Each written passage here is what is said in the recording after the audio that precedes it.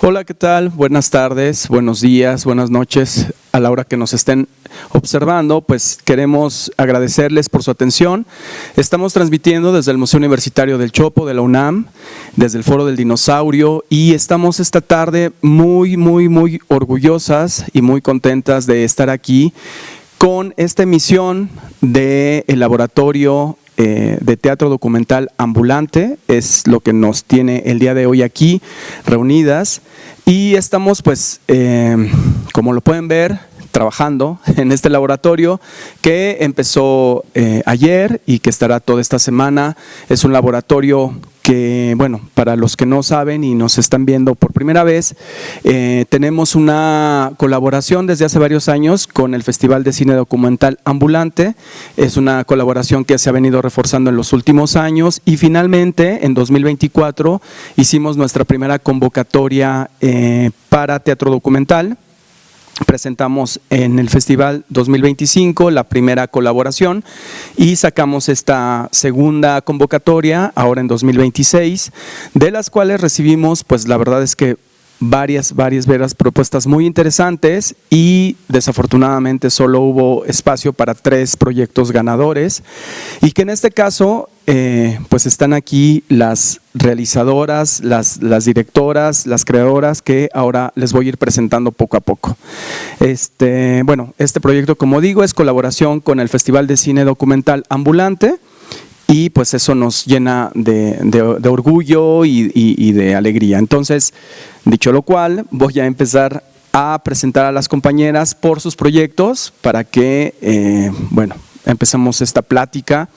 Como les digo, es un laboratorio que está dirigido también por, eso no lo dije, el maestro Jorge Arturo Vargas, director de la compañía Teatro Línea de Sombra, y Eduardo Bernal, quienes han colaborado en varias producciones de Teatro Línea de Sombra, y que afortunadamente aceptaron esta invitación a tutorear este laboratorio de 5 días para presentar el próximo fin de semana una apertura de procesos. Entonces, ¿qué vamos a presentar?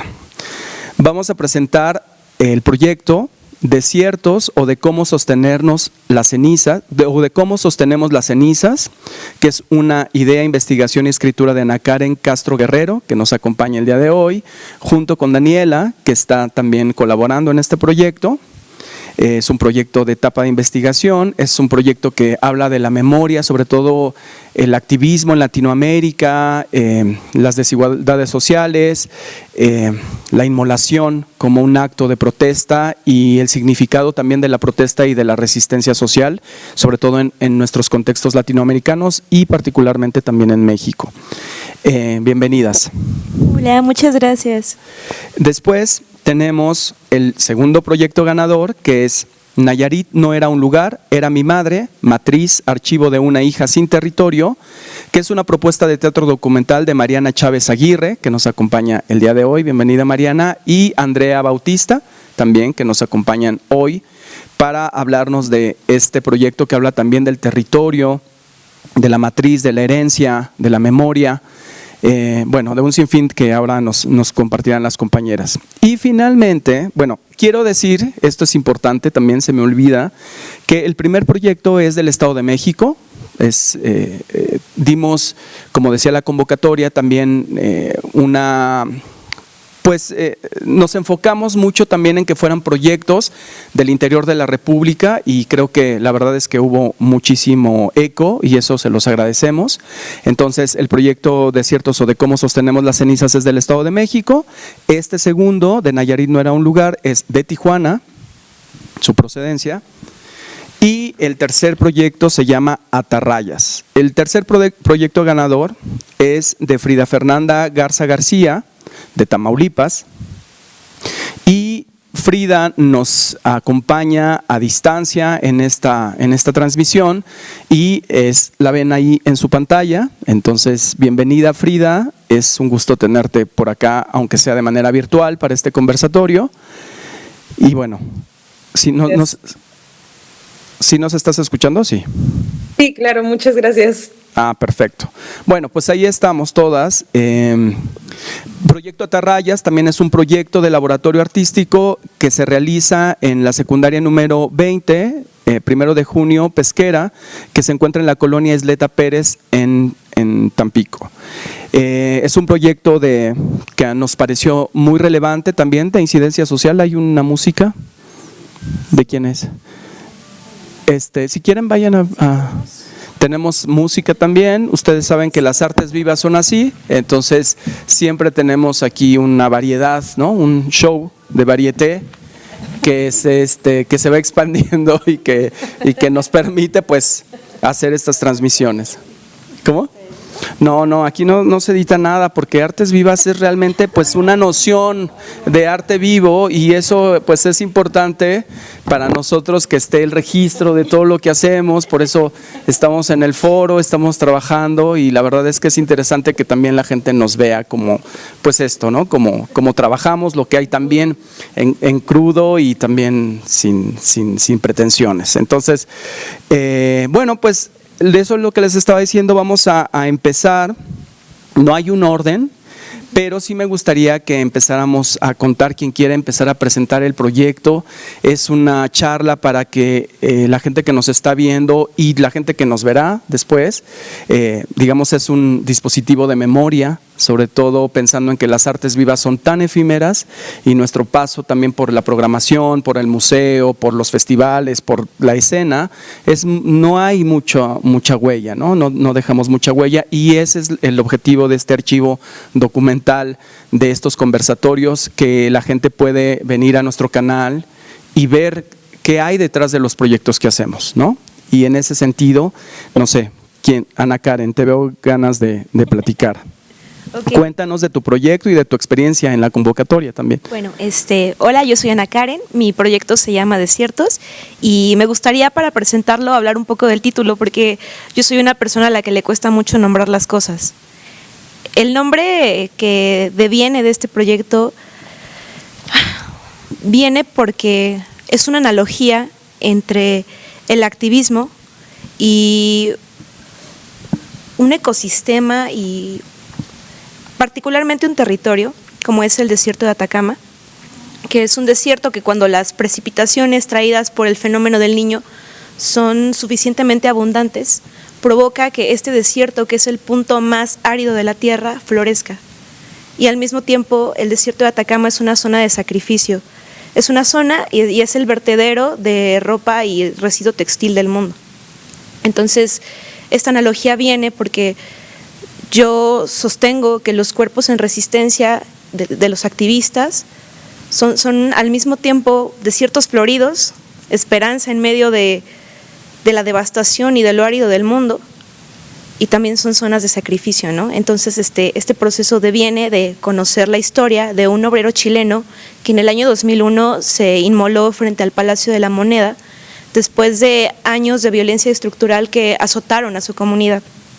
Entonces, el proceso se ha nutrido a partir de mi propia investigación y del cómo esto se ha inscrito hasta en mi propio cuerpo y en mi propia historia, y en cuestionar las formas en las que nos relacionamos con los activismos y con nuestras propias redes. Entonces, más o menos va por ahí. Gracias, Ana Karen. Bueno, también el desierto de Atacama es uno de los lugares que ha generado mucha riqueza también para las mineras, ¿no? Es un lugar de extraccionismo del capitalismo crudo que vivimos, y también hay que decirlo, porque genera mucha riqueza para los que poseen las minas y se lo llevan a colecciones privadas de arte, por ejemplo, los Guggenheim, y mucha pobreza para la gente que trabaja en los alrededores, ¿no? Que es una de los fenómenos del neoliberalismo y del capitalismo atroz en el que vivimos. Entonces me parece que es realmente muy importante el proyecto. Muchas gracias. Gracias. Y bueno, Mariana, yo creo que te voy a pasar el micrófono para que nos cuentes, porque Mariana, en realidad yo a Mariana no nos conocíamos, pero nos conocemos.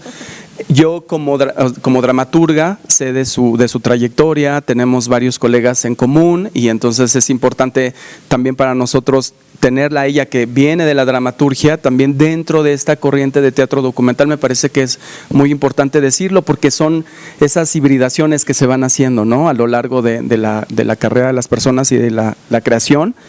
Y bueno, cuéntanos tú. Bueno, primero quiero hacer una precisión. Primero empecé a hacer teatro documental y luego empecé a hacer dramaturgia. Y creo que mi dramaturgia se nota mucho porque trabajo mucho la investigación. O sea, investigo y luego ya voy trabajando como en la poética y en la estética, en la dramaturgia. ¿Por qué me fui a la dramaturgia? Porque empecé a maternar y entonces un artista maternando es bastante complejo y hay como muchos temas que cruzan, ¿no? Y hablando de este laboratorio, me hace sentir muy feliz y muy orgullosa de representar a Tijuana y creo que a Baja California, puesto que hay mucho trabajo artístico en muchos sentidos, sobre todo en el teatro, en el cine, en la danza, ¿no? Y justo el proyecto que vengo aquí a trabajar, a exponer, tiene que ver con la experiencia que he tenido haciendo teatro documental con otras personas que me han permitido desarrollar dispositivos y fenómenos a partir de sus archivos vivos y sus archivos también de documento, que ha pasado como por varias etapas, y esta vez decidí dar un paso más allá y ponerme a mí misma como un archivo de investigación, o sea, la investigadora dentro del mismo proceso, ¿no? El proyecto se llama, bueno, el proyecto se llama Nayarit no era un lugar, era mi madre, matriz, archivo de una hija sin territorio, puesto que mi mamá se llamaba Nayarit, no era de Nayarit, simplemente se llamaba así, y ella falleció en 2023, lo cual devino en una serie de duelos que para mí han sido bastante simbólicos y que se han llevado a cabo a partir de mi corporalidad y también en mi manera de maternar. Entonces, eso me provocó, además de problemas psicoemocionales, pues también físicos, y una de ellas es la pérdida de mi propia matriz apenas en febrero. Y eso detonó también cómo el cuerpo se convierte en un territorio, cómo la memoria y cómo la maternidad, como el maternaje y cómo la madre o la pérdida de la madre acumula y también provoca que haya grietas donde es importante hablar de otras cosas a partir de un archivo o de una imagen de una mujer que puede haber sido muy feliz, pero que también tiene otras cosas, otras capas que contar, ¿no? Sobre todo temas que tienen que ver con violencia, que tienen que ver con la violencia estructural, sistémica, pero también doméstica, que puede venir de la propia pareja o del propio sistema.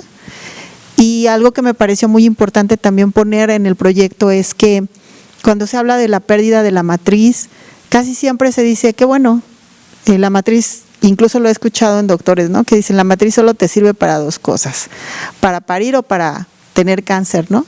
Pero hay un duelo muy grande en la pérdida de un órgano que es el centro de un cuerpo, que además es un portal, ¿no? Y se suma también, porque al final del día estuve en el vientre de mi abuela, también estuve en el vientre de mi madre, y ese propio órgano matriz pues me sostenía también dentro de estar, ¿no? Con ella, que simbólicamente para mí era eso. Entonces perderlo también me vuelve un territorio donde me tengo que reconstruir, y reconstruir a partir también de un maternaje. Y aquí en este laboratorio he encontrado algo muy interesante que tiene que ver con la posibilidad de tallerear y laboratoriar esto y encontrar en los comentarios y en la escucha las conexiones que no podía lograr ver, puesto que estoy yo dentro de mí misma. Entonces, por ejemplo, mi mamá se llamaba Nayarit y ella se autonombraba Nayar, nombre que le puse a mi hija. Entonces, mi hija también es una Nayar, ¿no?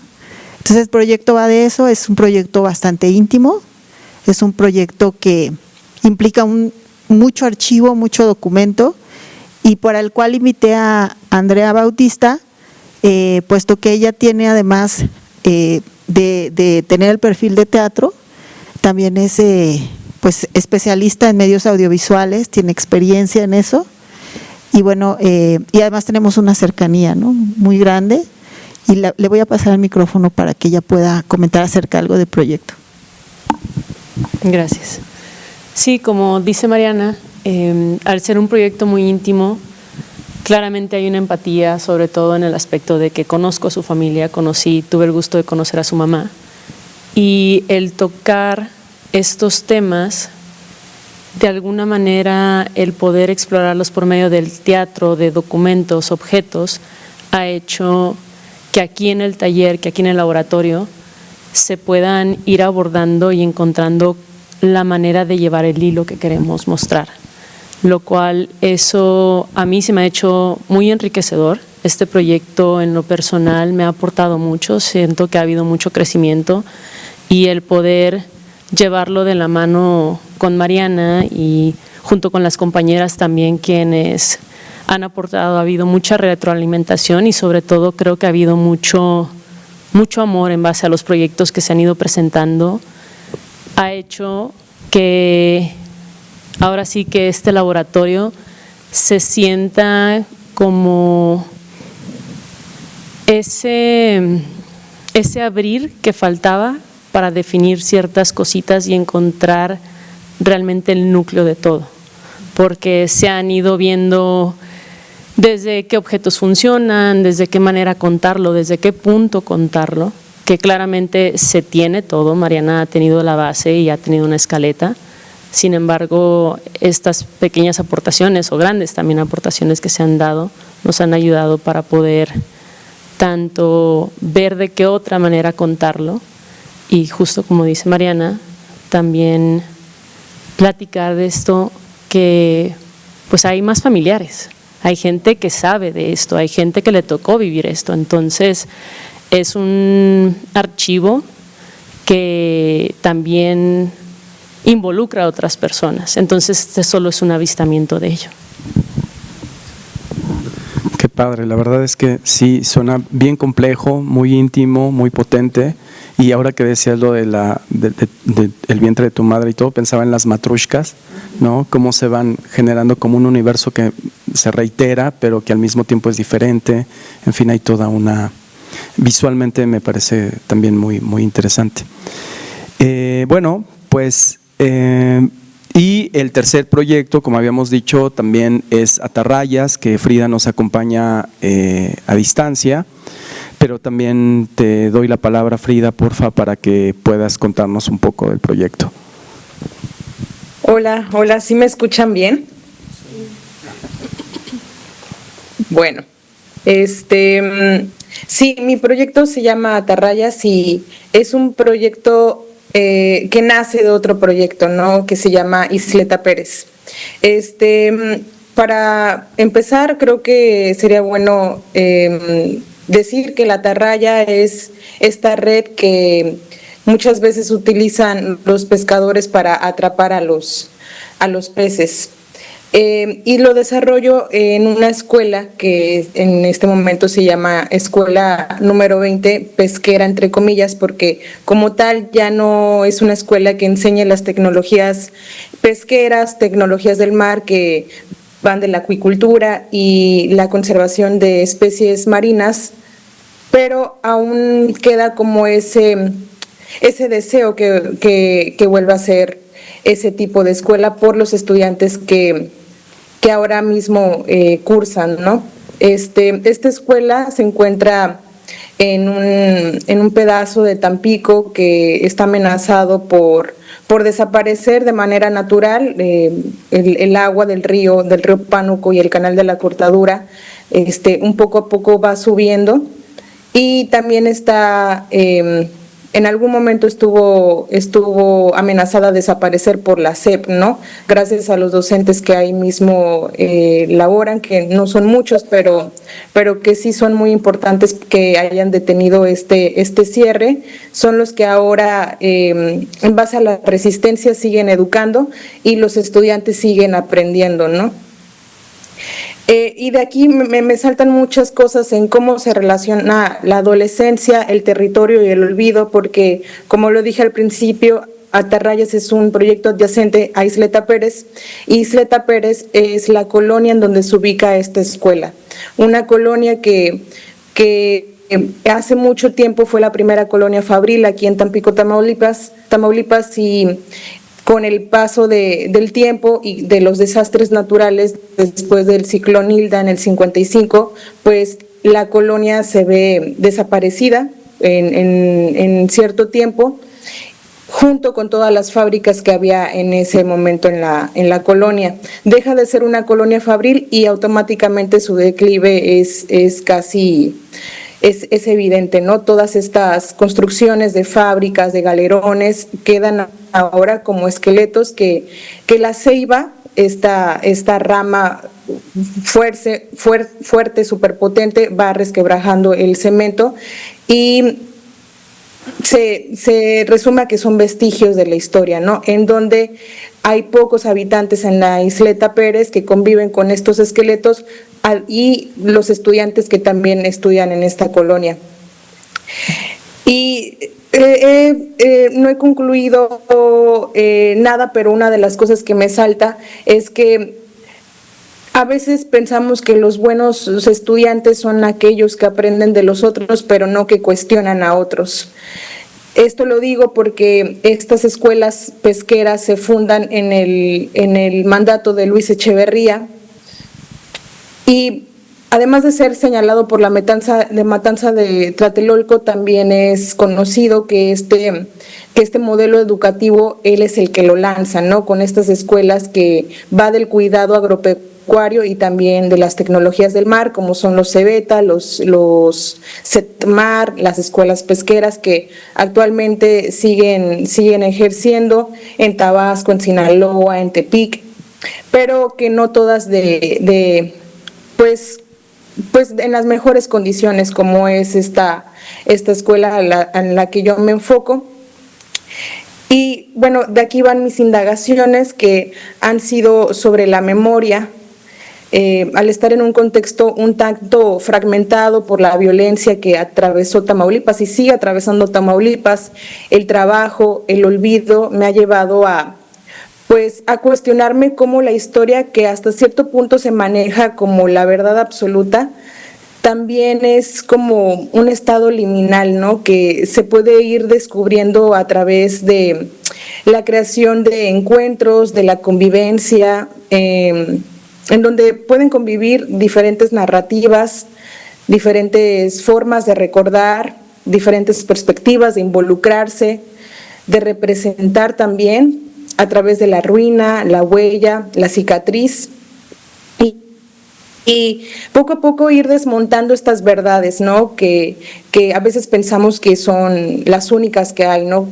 Que nos maneja la historia, y incitando más que nada a la reflexión, que si bien tampoco es la verdad absoluta, pero es un juego que nos invita a evocar el porvenir y también visibilizar estos espacios vivos, latentes, que se encuentran en los márgenes, en la periferia, y que muchas veces no son vistos, ¿no? Reconocidos. Eso es Atarrayas.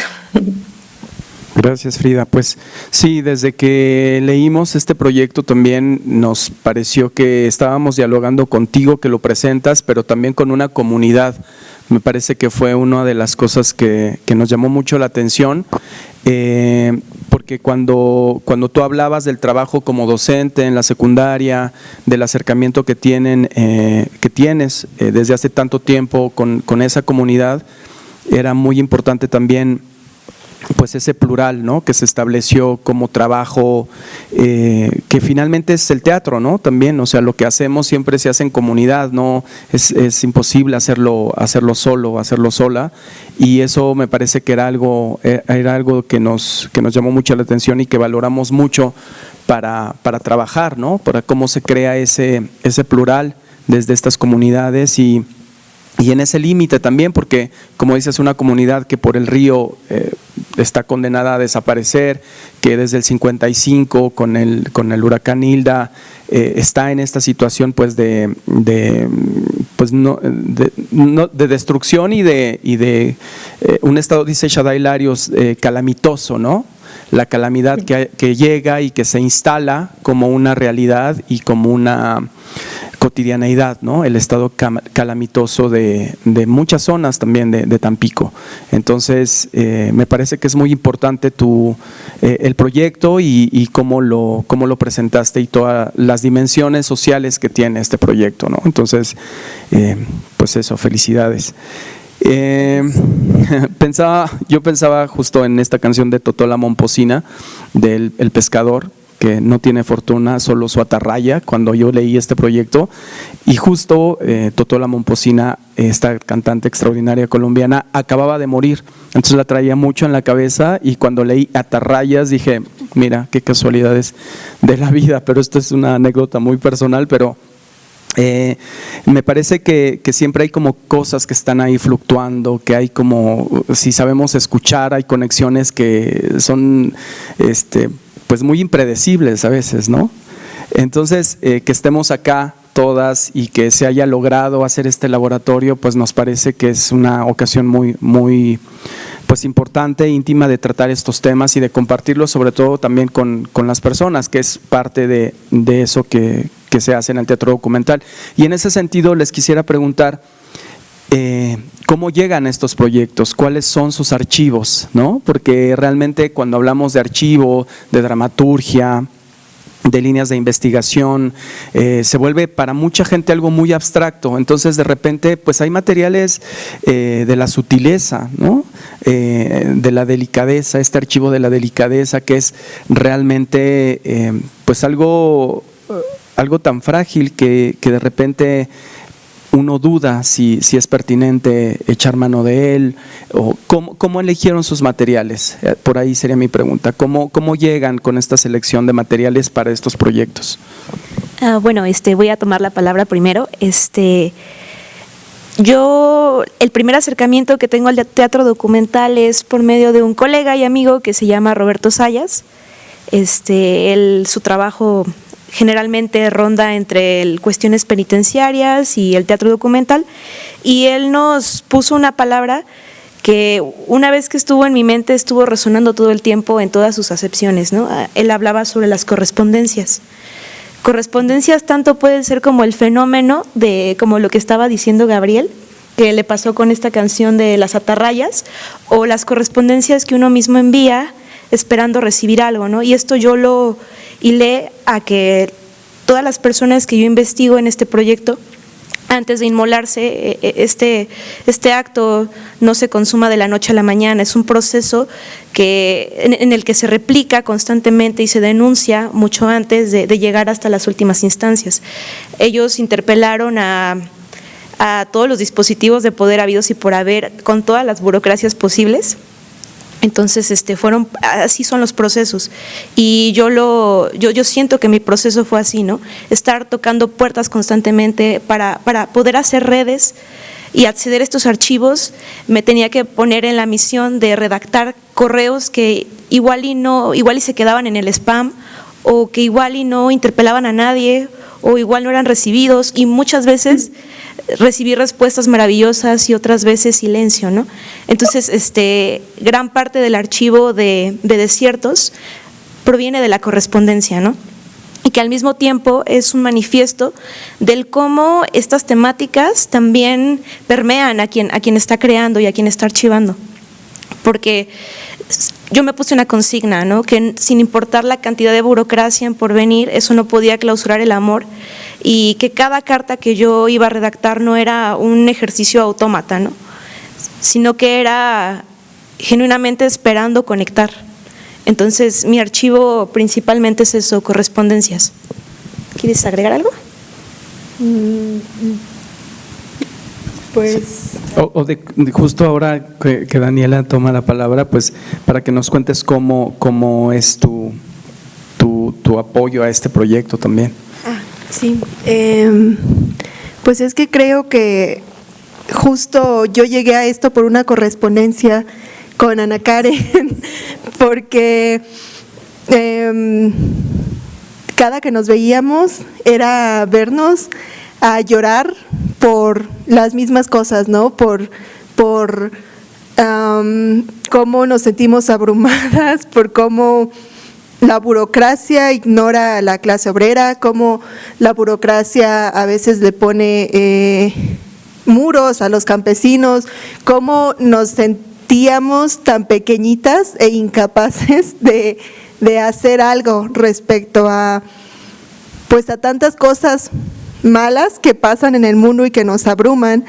Y entonces era así de que, ay, no, nos veíamos, platicábamos, chillábamos, nos quejábamos de que Latinoamérica está regresando como a repetir una historia que ya se vivió y que nos llevó a desapariciones, nos llevó a dictaduras, nos llevó a cosas así. Y entonces, justo a mí Ana Karen me dijo como, estoy generando un proyecto, una bitácora, y me gustaría que la leyeras. Y Ana Karen me dijo que también ella sentía que la gente a la que se la presentaba no la iba a leer. Entonces yo también, hablando como, pues sí, Ana Karen siempre habla mucho del amor y lo menciona mucho en su proyecto, el amor y el autocuidado, lo vi como eso también, como, ¿cómo voy a decir que amo a mi amiga si no me intereso por lo que le interesa a mi amiga, ¿no? Y entonces leí su bitácora, que es una cosa muy preciosa y muy, muy interesante, porque creo que Ana Karen no hizo lo que todos esperaríamos de una bitácora de fecha, lugar, no, es como un archivo documental muy, muy profundo, lo que ella creó, y lo leí y chillé, la verdad, porque me sentí interpelada por lo que a ella la estaba moviendo. Y entonces pues pasó el tiempo, me hablaba, nos veíamos y me decía que lo mandó como a una convocatoria, lo mandé a otra, pero pues no hay respuesta. Y yo le decía como, ánimo amiga, o sea, ¿qué nos queda sino tener esperanza, no? Y pues sí, al final se logró, y justo fue muy chistoso cuando me invitó, porque yo le mandé un mensaje así de que yo estaba en colapso total y le dije, Ana Karen, siento que la vida me está abrumando mucho, ya no entiendo por qué estudié teatro, ya no entiendo por qué sigo intentando hacer arte cuando creo que a nadie le importa. Y Ana Karen me dijo de que, amiga, es que yo estaba pensando también en eso, porque fíjate que me quedé en la convocatoria y sí. Y me dijo, y me gustaría invitarte, y pensé en ti porque tú fuiste una de las primeras personas que lo leyó y que realmente me mandó un audio dándome comentarios sobre lo que escribí. Y entonces yo dije, no, o sea, como que Ana Karen fue mi esperanza, y Ana Karen dice que yo también fui su esperanza, y entonces nos encontramos en eso, en este proyecto que habla de cosas muy desoladoras, pero creo que al final ambas concluimos que la esperanza es la que nos motiva a seguir trabajando sobre él, la esperanza de que estas personas que se sacrificaron por un mundo mejor no sean historias que se olviden, y que quizás podamos poner nuestro granito de arena para que quizás 2, 3 personas más se sigan conmoviendo, y entonces hagamos una cadena de gente que se conmueve y crear también con esto pues cuidados, una cadena de cuidados y de afectos, así como la nuestra, ¿no? Que nos dimos esperanza entre nosotras, y creo que nos gustaría dar esperanza a más personas. Gracias, Daniela. Pues es que nos damos cuenta que necesitamos tan poquitas cosas para poder realmente estar con el otro, ¿no? Tal vez solamente darnos ese tiempo para escuchar y ahí se generan estos proyectos, ¿no? Que te van dando una causa común, porque finalmente lo que dices, creo que muchas personas de las que estamos aquí, de las que seguramente nos están viendo, han sentido esa impotencia, ¿no? Ese desánimo de decir, bueno, ¿qué está pasando? ¿Por qué no tenemos memoria? ¿Por qué estamos volviendo a estos neofascismos? ¿No? ¿Cómo los genocidios han existido siempre, pero ahora los tenemos en las redes sociales y no podemos hacer nada? ¿Qué podemos hacer? Y entonces hay una desilusión, un nihilismo que se va instalando, y creo que ahí es el poder de las artes vivas, y justamente de las artes vivas en un contexto de necropolítica, ¿no? Ahí es donde el término de artes vivas también tiene un peso importante, de mantenerlo vivo, sostener la vida y decir, bueno, estamos juntas, no se necesita tanto para poder contagiar también esa otra cosa, y sin ser cursi, es realmente un asunto como casi hasta biológico, ¿no? De escucharnos y decir, bueno, estamos aquí, ¿qué me quieres decir? Este es mi proyecto, lo voy a abrir, lo voy a laboratoriar, va a venir alguien, se va a sentar en esa butaca y pues no necesito hacer un gran espectáculo para conectar con esa persona. Pero si esa persona tiene el tiempo de venir a escucharme y yo de dárselo, ahí algo va a pasar seguramente, ¿no? En fin. Frida, ¿quieres decir algo? Es que ahora que volteé hacia allá, hacia estas comunicabilidades que tenemos ahora, ¿no? También de estar, ¿qué es estar juntos, estar juntas y cómo nos conectamos? Pero si nos quieres decir algo sobre el archivo, sobre estos materiales también, estos documentos, ¿cómo llegas al proyecto? ¿Cómo llegas al laboratorio más bien? ¿En qué momento está? Sí, yo llego a la Isleta Pérez, o la Isleta Pérez llega a mí porque pues yo antes de ser creadora escénica soy una empleada, ¿no? Esto es lo que atraviesa mi vida todos los días. Y la Isleta Pérez tiene una historia parecida. También fue una colonia que lo atravesó el concepto fabril, había una gran cantidad de fábricas, y que yo me encontraba como en ese conflicto, ¿no? Que me espejeaba con la Isleta Pérez. Entonces, cuando yo dejé de trabajar, entonces también me espera lo mismo, o sea, esperar a ser olvidada, esperar a ser solamente una persona que le trae recuerdos a otra persona, pero que en sí su cuerpo ya no significa nada. Entonces, antes de llegar a como esa reflexión, yo visitaba la Isleta Pérez porque fue presentada para mí en un laboratorio también por Teatro para el Fin del Mundo. Hicimos una intervención en una fábrica abandonada.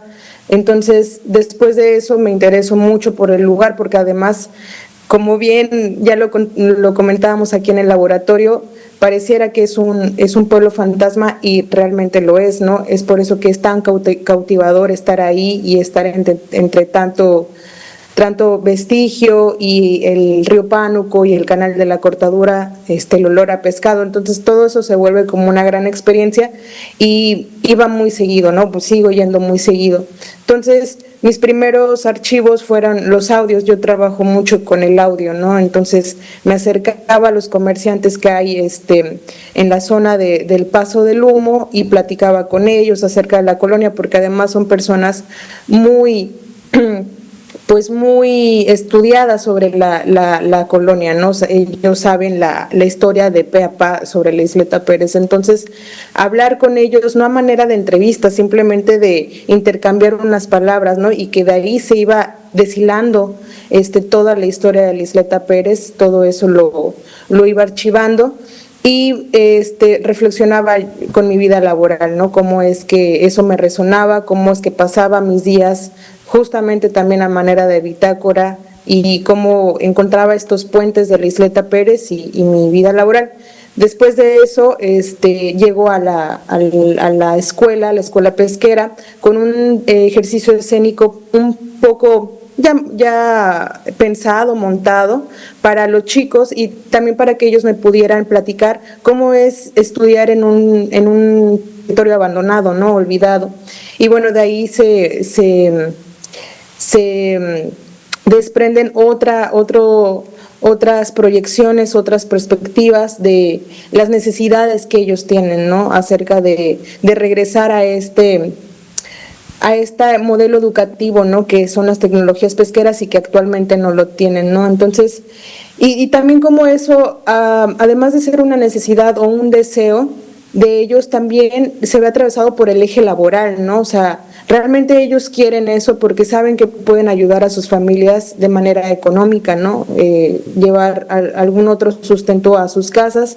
Entonces, como me baso en eso, como en los audios, en las pláticas. Más que nada abordo la investigación en la convivencia. Para mí, gran parte de investigar algo es convivir con el otro, ¿no? Convivir con el que lo atraviesa y después eso cómo lo llevo a mi experiencia, ¿no? Cómo es que yo estoy experienciando esto y además cómo he vivido otras cosas relacionadas con lo mismo. No sé si me estoy entendiendo, pero en gran base mi investigación y mi archivo es la convivencia y que se resume de manera material a los audios, ¿no? A fotografías que también me gusta mucho sacar. En sí eso. Gracias, Frida. Y bueno, en el caso, Mariana, Andrea, hablan de un archivo muy personal, muy familiar, muy íntimo, y cómo organizar todo eso tanto tiempo también, ¿no? Bueno, lo primero que voy a decir es el nombre tan peculiar que tiene mi mamá hace que sea una persona inolvidable. A pesar de que no todos le llamaban Nayarit, ella se hacía llamar Nayar y todo el mundo la conocía como Nayar, y en algún momento ella a todo el mundo le decía: soy tu tía Naya. Creo que para mí fue muy importante abrir este archivo, puesto que mi mamá viene del mero barrio. Ella creció en la calle de Altuna 7, aquí en el centro, y bueno, como la relación que hay con las personas del barrio y de las vecindades es muy de hermanos, es muy familiar. Entonces, lo que sucede con mi mamá es que generó una red muy grande de amistades, de familia, de apoyo, a partir no solo de tener un nombre peculiar, sino de ser una persona, para empezar, muy bailadora, que enseñó a muchas personas a bailar, desde que en las vecindades se hacían estas tardeadas que ellos le llamaban, con la Sonora Santanera, con estos grupos, y que después pues que además vienen de comerciantes, de comercios, de la venta del espacio, que después ha sido modificado por la misma dinámica, por el mismo tiempo, y que se necesitan como vestigios, ¿no? La misma vecindad donde mi mamá vivía ya no existe, digamos, no existe como ese recuerdo de vecindad, sino ya son unos edificios, ya son departamentos como tal. Y entonces está como el recuerdo de doña Naya, de mi mamá, que además viajaba mucho a Tijuana y que también en Tijuana generó también una red bastante interesante de personas con las que se empezó a relacionar, conocida como doña Naya. Y cuando yo pierdo la matriz, me voy dando cuenta que es importante tener registro, ¿no? Y que se van registrando las cosas. Y algo que me pareció bastante peculiar es que mi mamá escribía su nombre en todos lados lo escribía en papelitos. Además, bueno, tenía bolsas con su nombre porque, bueno, de Nayarit, ¿no? O sea, pero entonces para ella era como a un estado le pusieron como a mí, ¿no? No sé.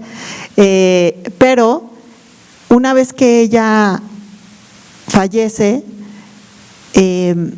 decido hacerme un tatuaje con su nombre que tiene su puño y letra, y luego se tatúa a mi hermana y luego se tatúa a mi sobrino, y entonces me empiezo a dar cuenta de esta necesidad de la permanencia de algo, de alguien, y sobre todo de un nombre, y de estos nombres tan peculiares que tienen mis familiares, y de hablar de una vida quizá muy íntima, pero que también se expande y que se puede representar en otras, en otros y en otros, donde la pérdida de un familiar y sobre todo de la madre es algo que nos conecta en el dolor y en el duelo, ¿no?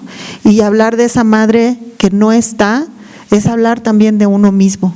Y entonces cuando yo abro el archivo me voy dando cuenta que no solamente tengo recuerdos, que no solamente tengo ropa que todavía uso de ella, que no solamente hay alhajas, sino que además hay muchísimas fotos, que hay muchísimos recuerdos, que hay muchas anécdotas que muchos quieren contar. Y además son personas que todavía tienen su puesto ahí en la Lagunilla, son personas que algunas de ellas son famosas, como Alejandra Barrios, que se consideraban hermanas entre ellas. Y hay personas como pues la misma familia, niños, ¿no?, que todavía recuerdan a mamá Naya o a la tía Naya. Entonces, siento yo que al abrir este archivo tan íntimo y navegar en tantas cosas, implica también un proceso, no sé si llamarlo metodológico, donde yo misma soy el archivo y donde además se expande más. O sea, digamos el teatro expandido, pero hacia adentro, ¿no? Entonces podría decir un teatro inmersivo, ¿no? Donde a partir de eso quiero conectar o deseo también esta permanencia, ¿no?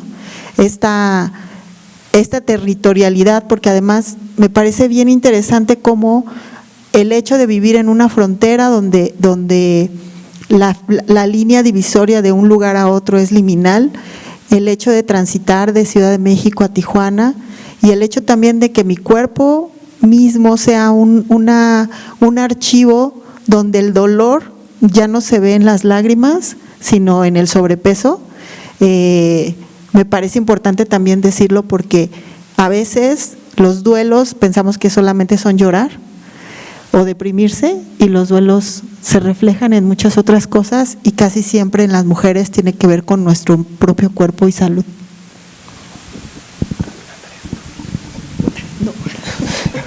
La manera en la que por favor, díganlo. La manera en la que yo comienzo a observar este archivo es con nuestro reencuentro después de un periodo de no vernos en persona, y me comienza a platicar esto que trae presente esta situación, sobre todo lo de la pérdida de la matriz. Y exacto, y de ahí,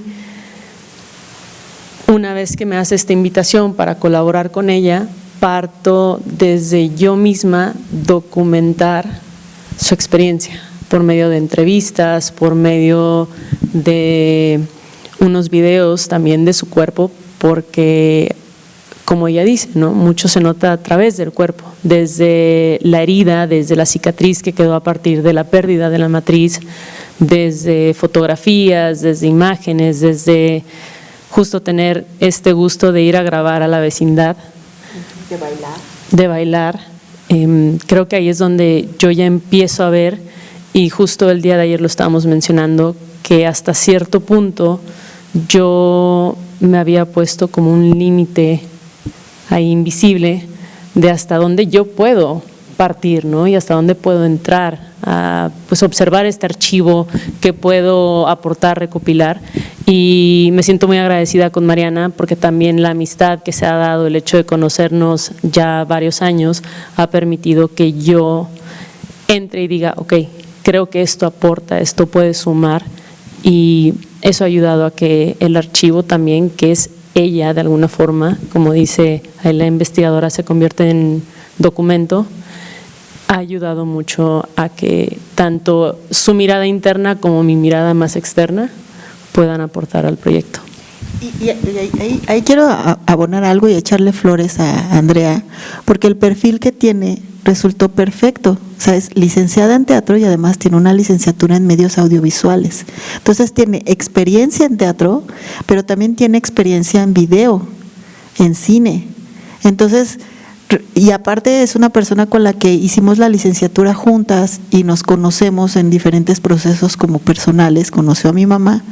Entonces resultó ser la persona perfecta para poder compartir esto, entender, tener esa delicadeza de cuidar estos archivos, pero también de ser puntual, porque a veces te puedes perder en la espesura, ¿no?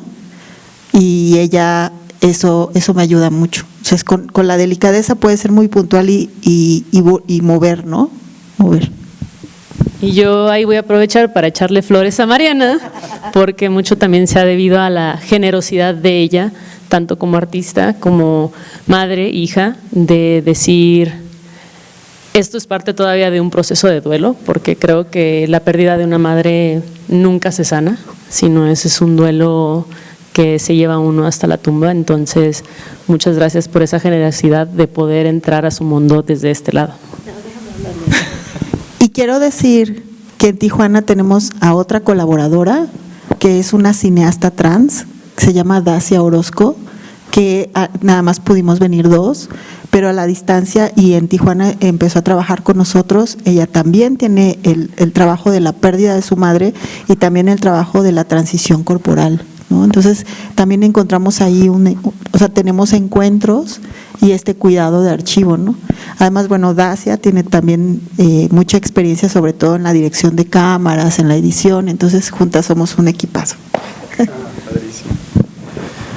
Pues es que la verdad hay mucho de qué seguir hablando, es una potencia esto, la verdad es que yo les agradezco porque esta forma en la que ustedes abordan las temáticas pues denotan la necesidad personal y la necesidad humana de compartir estos proyectos, ¿no? Creo que está clarísimo. Yo la verdad es que estoy muy conmovido por escucharlas y vaya en todas estas dimensiones, desde lo político, lo social, lo privado, la vida también, el arte es político, ¿no? Entonces realmente creo que es un momento que les agradezco muchísimo, que desafortunadamente está limitado y acotado porque nos tenemos que ir, pero que afortunadamente se abre hacia otra posibilidad, que es la de compartir con el público estos 3 proyectos maravillosos y poder este fin de semana, el próximo sábado, tendremos, está ahí en nuestra página chopo.unam.mx, todo el programa que tendremos, para que se acerquen a ver estos proyectos, para que puedan leer más sobre las trayectorias de todas estas creadoras que realmente para nosotros es un gran privilegio tener como ambulante, como Museo del Chopo, como universidad, como personas sensibles que nos juntamos y que realmente nos afectamos, ¿no? Es muy interesante. Yo ya nada más para decir que se despidan, me pasó una cosa que se los tengo que decir y me voy a permitir, nunca lo hago por el grado de intimidad que nos comparten. Justo me pasó ayer que siempre uso el metro para transportarme y siempre voy leyendo, entonces venía leyendo, me senté y venía un señor y se sentó a un lado, pero venía tan pegado a mí que yo sentía su corazón, como su respiración, y yo me empecé a alterar. Iba leyendo y no, o sea, de verdad me empecé a estresar muchísimo. Y dije, no quiero tenerlo tan cerca, ¿no? Porque era muy íntimo, era una cosa muy intrusiva, la respiración del vecino del metro. Entonces, en algún momento él se levantó y llegó a su destino y se fue, y se sentó otro señor, igual, íbamos muy apretados, y era como más gordito, y entonces su corazón era tan no lento, sino tan armonioso, pero su respiración era como… Y yo empecé como a meditar, o sea, seguía leyendo el mismo libro de Leonardo Padura, El hombre que amaba a los perros, pero de verdad me empezó a calmar, y dije, wow, realmente cuando uno es sensible y se abre al mundo, se afecta en una cosa tan simple que a mí me sorprendió, de verdad. O sea, de verdad es si lo vemos desde la forma de la creación escénica, del teatro, de la comunicación con el otro, está ahí, está en lo inmediato, en la proximidad, y eso es bien bonito. Yo siento eso con ustedes el día de hoy. Muchas gracias. Si alguna quiere decir algo, porque creo que ahora sí nos tenemos que ir, o no, Ana Karen. Bueno, no, me gustaría mucho que nos acompañaran para acompañarles, porque lo que estamos haciendo creo que va más allá de nosotras mismas y tiene una intención como de ser un apapacho. Y ya. Qué bonita palabra, ¿no? Apapacho también. Mariana, tú que hablas tan bonito, di algo. Yo quiero agradecer muchísimo a nuestros tutores porque la verdad se la están rifando, han tenido mucha delicadeza, mucho tacto, han sido muy dadivosos con el conocimiento, con lo que proponen, con lo que hacen. Y yo sé que es muy pronto, pero no quiten el dedo del renglón a aquellos que van a aplicar para el siguiente año. Siempre hay un lugar y un momento para todos los proyectos. Pues con eso nos despedimos. Muchas gracias. Vean nuestra cartelera chopo.unam.mx. Y bueno, Frida, no sabemos si quieres decir algo también. Pues algo súper rápido, muchas gracias por el espacio. Estamos, yo hablo por las demás, creo que muy contentas de poder coincidir y que se abran estos lugares para poder hablar sobre nuestros proyectos y también retroalimentarnos con otras narrativas. Muchas gracias. Claro, y recordarles que estas son las personas que están hoy al frente, pero atrás hay un montón de personas implicadas que les agradecemos mucho. A todas las personas que hacen posible estos equipos de trabajo y que harán también posible su salida al escenario. Entonces, muchas gracias a todos y bueno, pues nos despedimos y sigan nuestras redes. Hasta luego.